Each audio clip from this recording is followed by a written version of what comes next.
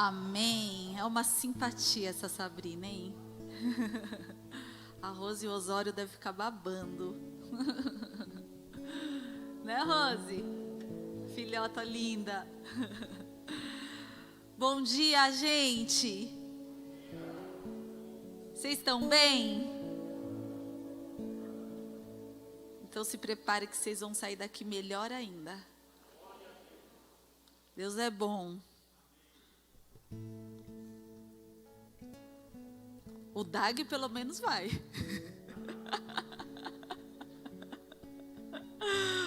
O único que disse amém. Vocês vão sair daqui melhor ainda, amém? Aê! Eu sou, vocês sabem que da casa eu sou a pastora mais penteca, né? Então essa interação assim é muito bem-vinda. Bem-vinda. Amados, a gente está começando uma série nova. Eu estou bem empolgada para essa série, porque eu acho que vai ser um marco nas nossas vidas. Eu acredito que é um tempo muito...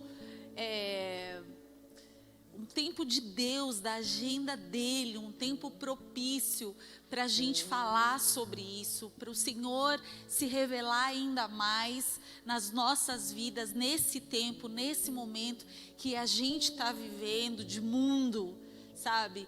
E falar sobre mudança é muito importante, né? O tema dessa série é Pessoas Mudam. E a base, obviamente, dessa mudança para nós é que é impossível a gente não ser transformado pelo poder do Evangelho, pelo poder da presença do Senhor nas nossas vidas. Essa presença, essa realidade, ela é impossível, eu estou aqui te afirmando, não gerar transformação em nós. É impossível a gente não se deparar com o Evangelho e não ser impactado por ela e essa realidade mudar quem nós somos, a maneira que a gente é, a maneira que a gente age, reage, faz, não é? E a gente vai falar um pouco sobre isso.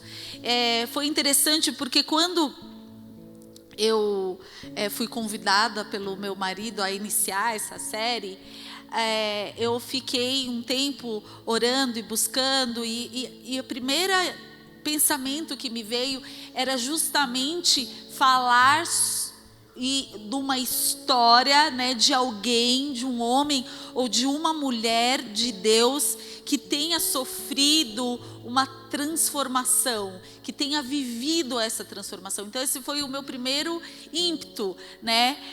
E aí comecei a orar e a buscar do Senhor o que realmente Ele gostaria e as coisas foram indo para um outro caminho. A princípio eu tinha estudado e comecei sobre a vida do apóstolo Paulo, porque o apóstolo Paulo, para mim, é uma das pessoas que teve essa transformação de uma maneira tão radical, de um homem que perseguia, de um homem que entendia que tinha que acabar com os cristãos, que prendia os cristãos, que colaboravam com a execução de cristãos, de repente se tornar esse apóstolo, esse discípulo de Cristo. Ele literalmente tem um encontro com o Senhor que faz ele cair do cavalo, não é?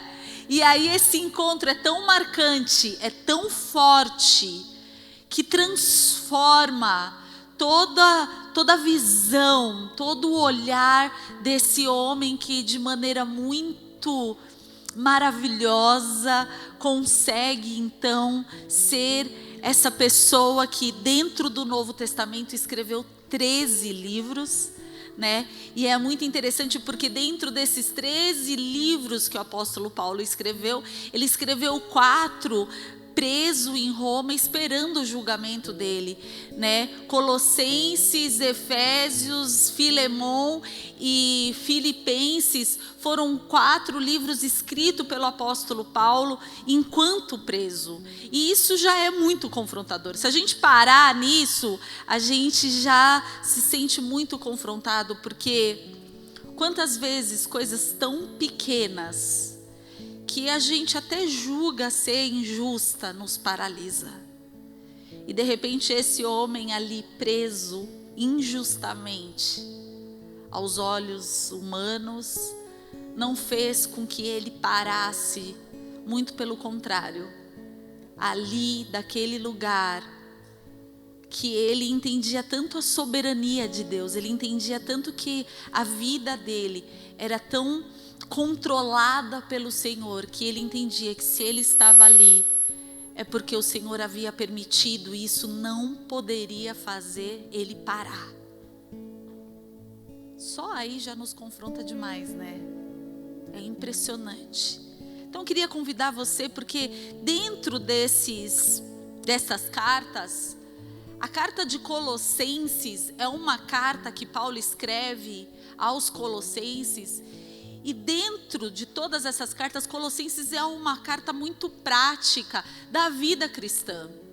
E como a gente vai falar de mudança e pessoas mudam, né? Pessoas mudam o tempo todo, pessoas amadurecem, pessoas estudam, pessoas absorvem, pessoas crescem, pessoas, às vezes com ambiente de trabalho, ela vai mudar alguma coisa. A gente está o tempo todo nessa vida e tudo que a gente vai absorvendo de alguma forma ou de outra vai gerando mudanças em nós. E isso é maravilhoso e tem que fazer isso mesmo, né? A gente sempre diz que a graça maior de envelhecer é a oportunidade que a gente tem com o tempo de amadurecer, de aprender, de se tornar mais sábio, de ter mais entendimento e conhecimento. É muito bom poder sentar com uma pessoa mais velha, que entendeu essa dinâmica da vida, que entendeu essa oportunidade de aprendizado, e aí você senta do lado dessa pessoa e você aprende com ela, e é tão gostoso, é tão bom a gente estar aberto a essas transformações, né? E aí, quando a gente fala de tudo isso, não tem como não falar da maior transformação que a gente precisa viver, que é a transformação do Evangelho nas nossas vidas. A maior mudança que precisa existir em nossas vidas, sem dúvida alguma, é quando a gente se depara com o Evangelho de Jesus Cristo. Quando a gente diz assim: eu aceito, eu quero fazer parte, eu sou um cristão. Quando a gente assume essa identidade, é impossível não mudar. É impossível. Então, eu quero convidar você a ficar de pé, conforme você vai achando. Colossenses capítulo 1.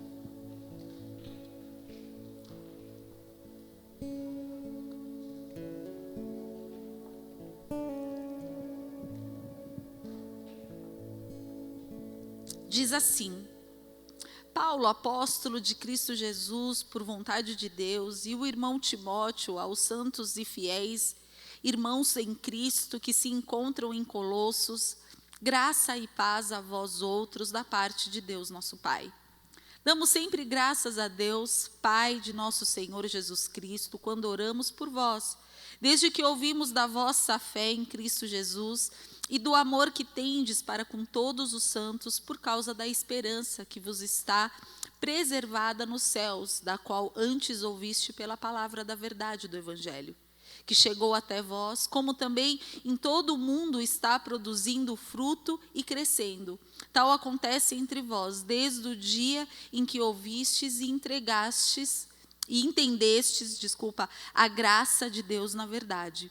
Segundo fostes instruídos por Epáfras, nosso amado conservo, e quanto a vós outros, fiel ministro de Cristo, o qual também nos relatou do vosso amor no Espírito.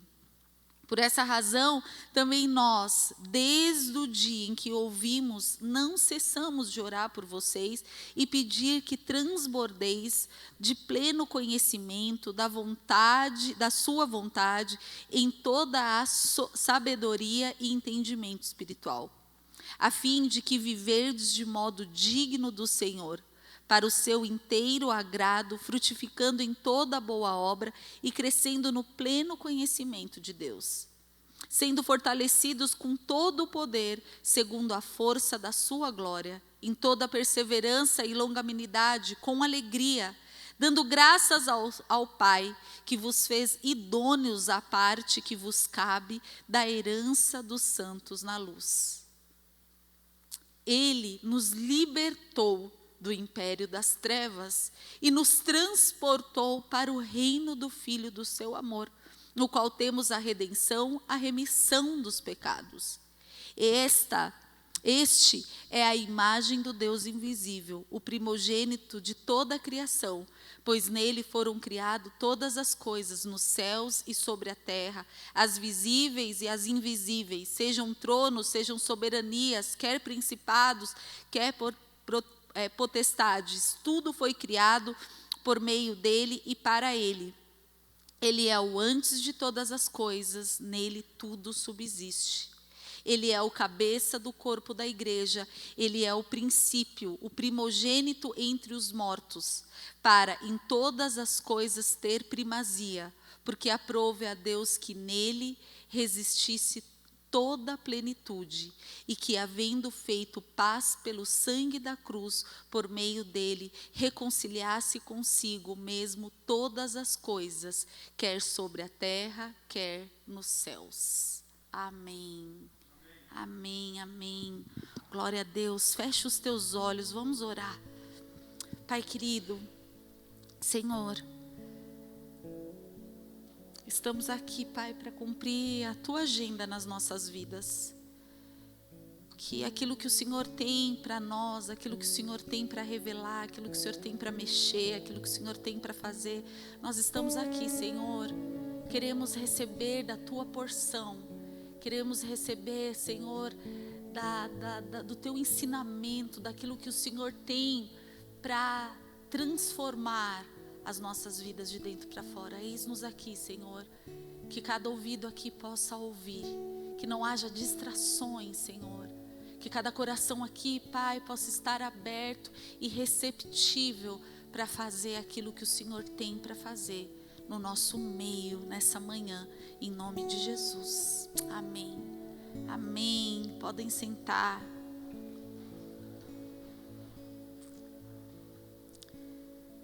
Paulo, então, nessa carta, é muito incrível, a gente acabou uma série sobre discipulado, e é muito lindo ver, porque já no versículo 1, esse grande discipulador, sabe, Paulo, ele foi um líder tão incrível, o apóstolo Paulo, ele foi e é uma referência para a gente de líder cristão, porque quando ele diz, né, sede meus imitadores assim como eu sou de Cristo, é exatamente isso que um líder precisa ser. Essa coisa do líder falar, não, olha para mim, olha para Cristo, não é bíblico. A verdade é essa. Porque as pessoas precisam olhar para os líderes cristãos e enxergar Cristo. As pessoas precisam conviver com líderes cristãos em circunstâncias diferentes e enxergar Cristo. As pessoas precisam, os empregados dessa pessoa, os funcionários, as pessoas que convivem, a família de dentro de casa. Os líderes cristãos precisam olhar para todas essas pessoas e dizer assim, olha, você pode olhar para mim, porque eu sou um imitador de Cristo. Essa história de dizer, não olha para mim não, é muito fácil fugir da responsabilidade daquilo que nos compete como líderes, buscarmos incessantemente sermos imitadores de Cristo.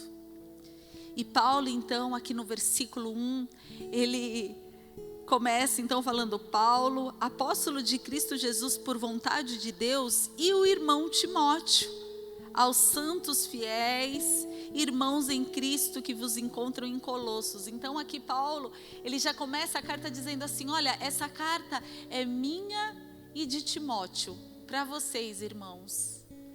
Então Timóteo, seu discípulo amado, estava ali com Paulo enquanto ele preso, e eles decidem então escrever essa carta. É muito lindo ver que o ministério de Paulo foi um ministério de formação de igreja, né? Ele fazia as viagens, e as viagens do apóstolo Paulo eram viagens para implantar novas igrejas, para que o reino de Deus realmente pudesse ser estabelecido ali na era 60, 61 cristã. Paulo então começa esse trabalho, e é incrível porque ele faz isso e depois ele começa a visitar esses lugares e acompanhar esses cristãos. E quando ele foi impedido de estar, ele não foi impedido de fazer, porque então ele começa a escrever as cartas mesmo preso. É incrível, é lindo esse trabalho desse líder que realmente teve uma transformação quando se encontrou com o Evangelho.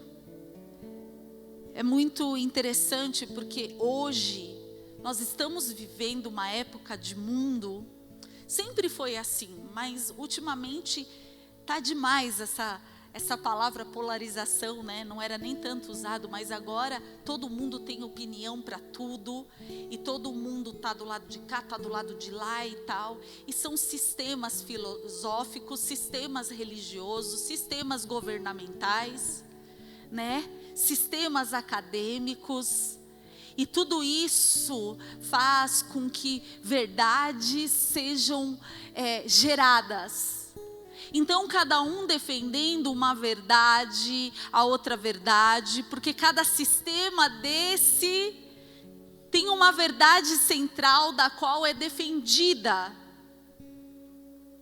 E a gente está no meio de tudo isso. E a gente tem a tendência de, obviamente, pender para esses lugares.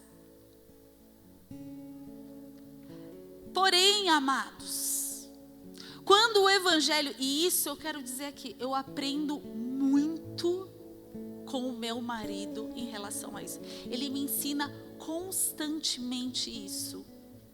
Eu aprendo demais, eu quero dizer isso aqui em público, quanto ele me ensina. Porque eu tenho uma super tendência, Juliana, e ele vem e me coloca no meu lugar. E é Deus na minha vida, o tempo todo, meu pastor presente na minha vida. E eu louvo ao Senhor por isso, porque quando eu paro para pensar, eu falo assim, ele tem razão, aí eu fico quieta, sabe? E ele tem razão, porque o Evangelho não é mais uma verdade. O Evangelho não é mais um sistema. O Evangelho é a verdade. O Evangelho, ele não é o beabá de um cristão, entende? O Evangelho é de A a Z de um cristão. Se tem alguma coisa que a gente tem que gastar a nossa energia, é na defesa do Evangelho. Se tem uma coisa da qual a gente tem que se preocupar e gastar os nossos dias, é na defesa dessa verdade, que está acima de toda verdade, de toda verdade.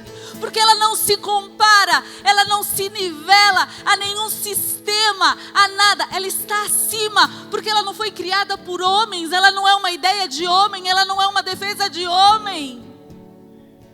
Ela foi estipulada pelo Criador, pelo Deus soberano, o Deus poderoso, que está acima de tudo e de todos. E nisso consiste o Evangelho. É poder de Deus, é palavra de Deus que está e tem que estar nas nossas vidas acima de tudo. acima de tudo. Acima de tudo.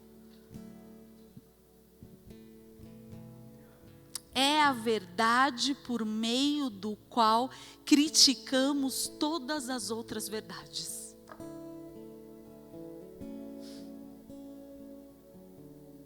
E eu vou te dizer, todas as outras verdades são falhas. Ela defende uma coisa e ela esquece outra.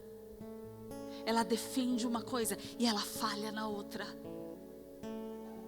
Aí tem a outra verdade que vai para compensar a falha da outra e defende aquilo e falha na outra. E aí é gerado um outro sistema para defender aquela outra coisa que foi. E aí é assim. E é cheio de falhas e falhas e falhas. E o Evangelho, queridos, não falha. Não há falhas no Evangelho.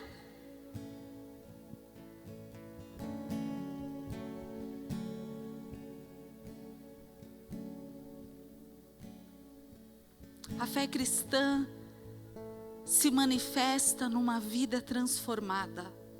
A fé cristã se manifesta nos nossos relacionamentos. A fé cristã se manifesta nas nossas escolhas. A fé cristã é com base no Evangelho das boas novas, que não se esconde, mas se proclama. A fé cristã, ela é pública, ela não pode ser escondida, porque a proposta da fé cristã é de anunciar esse novo formato, esse novo estilo de vida, onde a gente muda, a gente simplesmente muda. Não tem como ser igual, não tem como ser o mesmo. Eu quero aqui fazer com que você pense comigo numa realidade. Vamos viajar um pouco aqui. Eu quero que você se imagina num lugar completamente escuro, um lugar de medo, de pavor, um lugar da ausência, preste atenção, de paz, um lugar perturbador,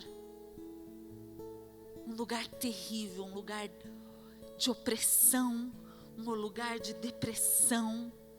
Agora eu quero que você se imagine nesse lugar. Como você vai reagir a esse lugar?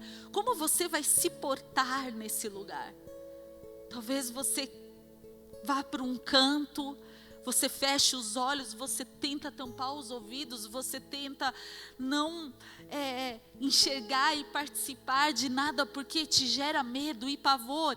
E é claro isso, não tem como você ficar inerte a esse lugar. Não tem como você não fazer alguma coisa nesse lugar, não é? Agora eu quero que você imagina você num lugar. Para você que prefere o campo, eu quero que você imagine então um campo, um gramado lindo, verde, um jardim, árvores com frutas e pés e aquela coisa linda. Você ouve uma nascente, uma água. Como você vai reagir a esse lugar de paz, de luz, pássaros, aquela coisa linda? De repente você olha um esquilinho subindo na árvore. Como você se manifesta nesse lugar? Qual é a tua atitude nesse lugar? Não tem como ficar inerte a esse lugar. Se você prefere a praia, aquela praia com aquela água azulada, aquelas montanhas, pensa você nesse lugar. Como você reage a este lugar? É muito bom, você não tem como, né? Você fala, uau, que delícia, que gostoso. Quando você se vê e percebe, você está sorrindo, porque é impossível não é? Não reagir a esse lugar.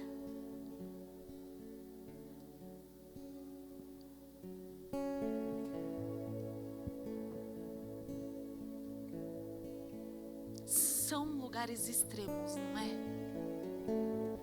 É radicalmente um outro lugar. É radical.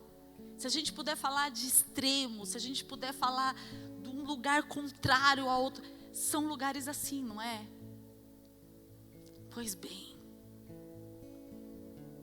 é exatamente isso que o apóstolo Paulo diz que foi o lugar de onde saímos e é do lugar de onde estamos.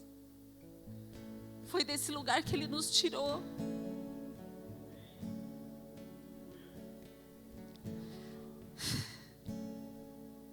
Não tem como a gente ser o mesmo, não tem como a gente reagir igual, não tem como as pessoas não perceberem, porque se a gente está tendo as mesmas atitudes e reações, a gente precisa questionar se a gente entendeu.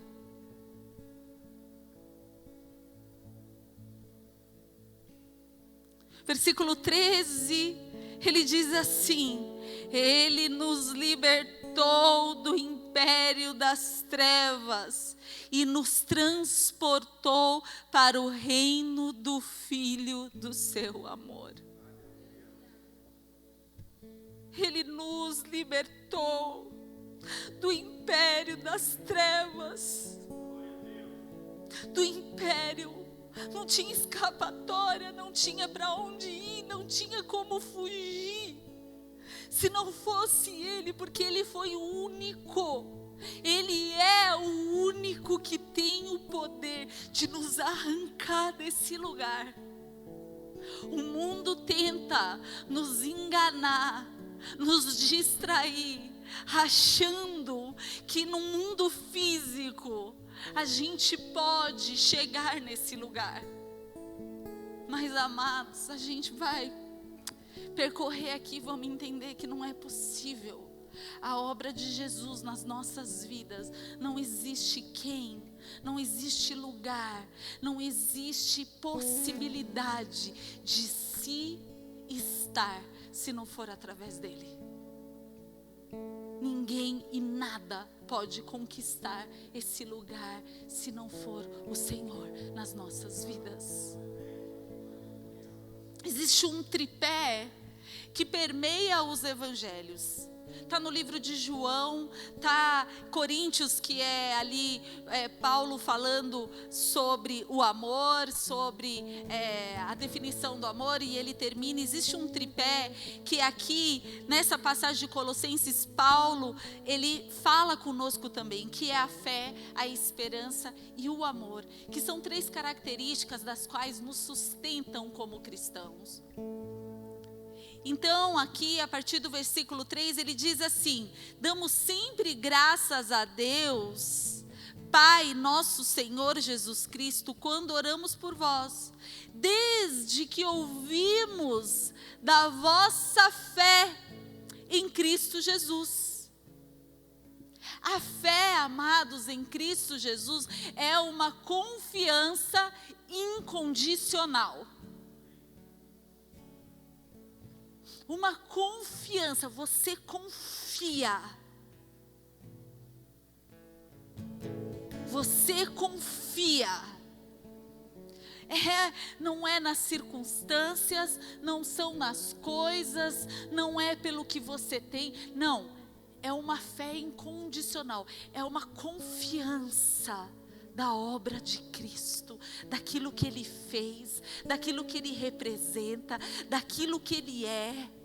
É uma fé que gera obra. Quando a palavra de Deus diz assim: olha, a fé sem obra é morta, essa obra é aquilo que eu disse. A fé cristã se manifesta, ela se manifesta nessa transformação, ela se manifesta nos relacionamentos, ela se manifesta no nosso jeito de agir, no nosso jeito de reagir, ela se manifesta, é uma fé viva, da consciência da cruz, daquilo que Ele fez por nós. E ele diz então aqui, ele fala assim: quando oramos por vós, desde que ouvimos da vossa fé em Cristo Jesus. Aí essa fé, ela vai gerar o quê? Ela vai gerar o amor que tendes para com todos os santos. O amor. O amor. No versículo 8 também diz assim: a qual também nos relatou do vosso amor no Espírito. De novo, não tem como amar e não manifestar. O amor, ele se manifesta. Aqui quando ele diz um amor que tem um com os outros, tende para com os outros, é a manifestação desse amor que faz parte dessa nova identidade. Queridos, no Velho Testamento, o povo de Deus era conhecido como um povo que carregava a lei mosaica. No Novo Testamento, para os cristãos, é um povo que tem que ser conhecido como um povo que carrega a lei do amor. Nós temos que ser os primeiros a pedir perdão, nós temos que ser os primeiros a perdoar.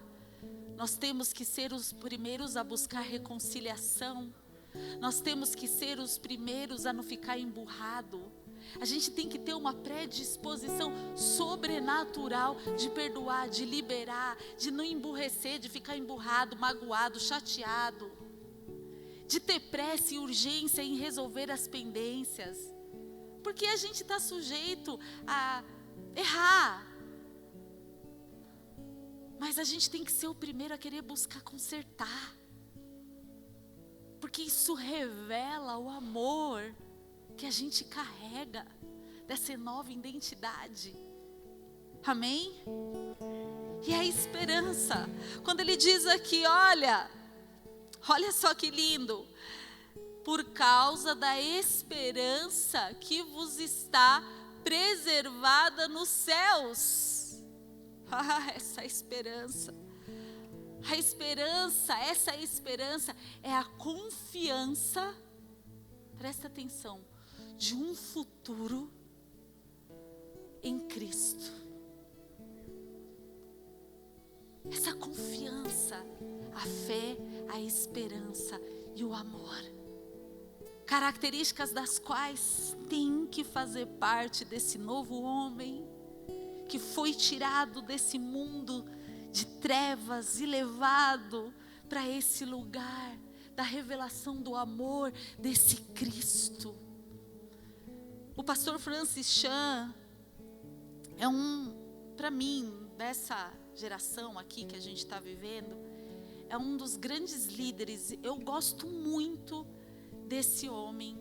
Se você quiser, vai no YouTube, procura palavras dele, livros, é incrível. E uma dessas palavras ele prega e ele leva para o altar uma corda, né? E aí ele pega essa corda e ele estica assim, é uma corda, eu estou usando aqui o fio do microfone. E aí ele fala assim, olha, obviamente que é muito difícil eu ilustrar a eternidade, porque a eternidade não tem fim. Mas é só para a gente tentar entender um pouquinho a dinâmica dessa esperança que tem que fazer parte daquilo que nós somos.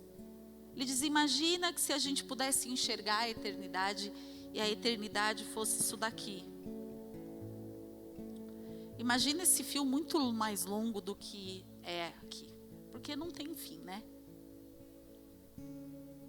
Dentro dessa realidade, se a gente viver 120 anos sendo muito otimista, né? Assim, muito otimista. Mas vamos lá, vamos ser otimistas.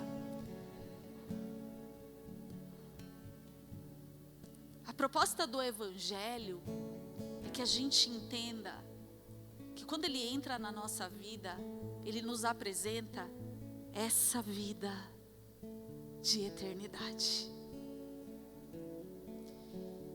E a esperança que nos sustenta na perseverança de fazermos, de sermos, de agirmos, de reagirmos, é porque essa perseverança mudou completamente a perspectiva que a gente tem de vida. Então, se a gente viver 120 anos, é isso daqui, ó.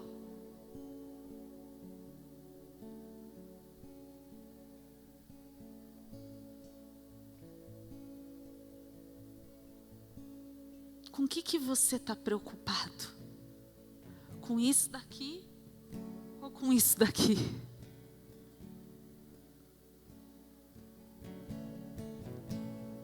Porque Jesus está preocupado, sabe com o quê? É com isso daqui, ó. Quando Ele se apresentou a nós no amor, é porque Ele entende a realidade de eternidade. E entendendo essa realidade, Ele falou: eu vou transportar, eu vou tirar eles desse lugar. A minha vontade é que ninguém fique nesse lugar. Esse não é o lugar para os meus filhos estarem. Então Ele nos tira desse lugar, pensando e olhando para a eternidade. E amados, quando a gente entende isso, muda completamente a dinâmica desses 120 anos. Se não muda, é porque não entendeu.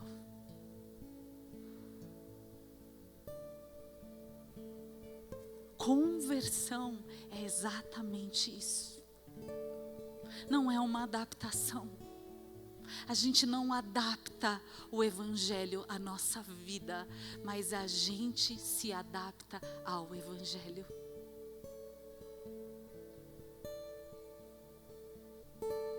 Então, que nessa série a gente possa compreender que é a oportunidade que o Senhor nos deu para gerar as mudanças que Ele quer gerar em nós.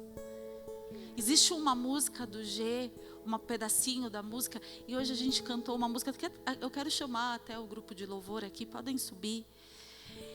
E ele fala assim na letra, ele diz assim: eu quero ter a forma que você sempre sonhou para mim. E hoje, eu quero até mudar a música, Felipe, eu quero aquela, eu estou tomando forma do teu amor.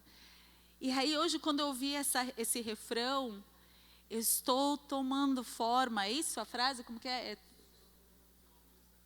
E o teu amor está ganhando forma em mim. Eu falei: uau! Teu amor está ganhando forma em mim. Senhor, eu quero ter a forma que o Senhor sempre sonhou. A forma com que o Senhor, quando me fez, o Senhor sonhou, o Senhor sabe. É essa mudança que nos está proposta. É deixar com que o Senhor nos transforme, que exista uma metamorfose, uma metanoia, uma mudança de vida, uma mudança de pensamento, uma transformação. Sim, amados, pessoas mudam e nós precisamos tomar a forma do Senhor. As pessoas precisam lá fora, no nosso convívio, dentro da nossa casa, no nosso trabalho, na escola, em qualquer ambiente, olhar e dizer: uau, o que aconteceu com você? Você está tão diferente. Eu me lembro que uma das minhas grandes frustrações, eu lembro que foi uma sacudida que eu levei na minha juventude, um momento da minha juventude que eu fiquei muito morna, religiosa. E um dia na sala de aula, um colega meu olhou para mim e falou: sério que você é crente? Tão espantado. E eu me lembro que naquele dia foi uma facada dentro de mim. Eu lembro, foi maravilhoso aquilo.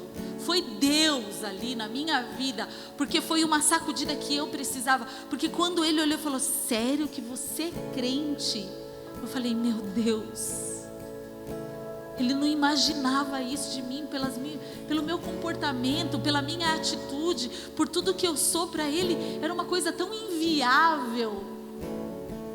Quando na verdade, meus amados, quando a gente abre a boca e diz assim: olha, eu sou cristão, a pessoa fala: logo imaginei, porque você é muito diferente. Eu logo imaginei. É isso então, é isso que explica essa serenidade, é isso que explica você sempre ser um pacificador, é isso que explica você ser um reconciliador, é isso que explica você sempre fazer as orações antes da refeição, é isso que explica esse seu contentamento, é isso que explica esse seu coração grato. Uau, faz todo sentido. Se você deseja receber dessa forma que o Senhor deseja, se coloca de pé, começa a orar, faça dessa canção a tua oração.